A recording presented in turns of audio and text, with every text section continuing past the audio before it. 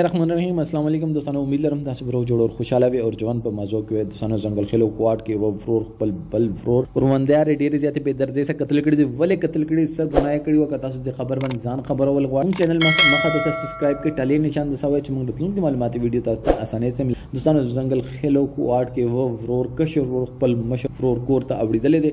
په ټیم کې هغه او هغه خزه باندې فایرینګ کړي دي. هغه موقع باندې حق ور کړي دي. هغه ورته تختیدل دي.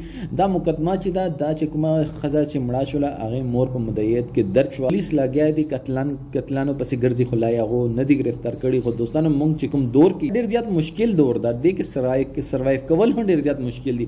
هغه نه بعد مونږ سره دومره زیات ټیم پته نه کوم د نروزي چې مونږ خپل کیسه لانجه او کترې را باسو او مونږ دا سوچ نه کوو چې د خدای اثر چې دا ما په خاندان باندې، ما په الواد باندې، ما په قضې باندې څنګه په پرويزي بس هغه وړې خبرې چې خبرو باندې کیږي، خبرو باندې ختميږي. کدا دا خبره کور کې څه طریقې باندې سارټ اوټ کړی و نو دا مسله به دومره زیاته شي نه و. نن چې اوس یو کشر ور چې دا هغه باندې خلک لعنت ورځي چې مشهور قتل کړو، هغه خزه قتل کړ. دوستانو د دښمنۍ چې دا بیا ټول نسلونو پورې ګرځي. دا سي دښمنۍ باندې وسه کوي چې صرف یو خاندان چې دا غنم متاثر کیږي، و خاندان فرد چې دي هغه د معاملات کې ټوټل هغه لګیدلې دي. دوستانو هغه باندې وسه تیریږي او په زړونو باندې وسه تیریږي. خو دا دې ټیم کې چې کوم ماحول دی، ملکی ماحول دی، ملک چې دومره زیاته سختی ده، هغه نه باوجود موږ د ټیم کوم ځنه را باسو د ګرانې کې د ټیم کوم ځنه را باسو. موږ خپل الوات طرف ته توجه ورکول پکار ده، نه کې داسې معاملات طرف ته د تاد او دماد لک صبر وکړي چې کله موقع راشي دا جایداد چې دي د اړیو څخه به تقسیمیږي چې کوم وراثت کې چې چا څه حساب یې هغه ته ملي. خو لک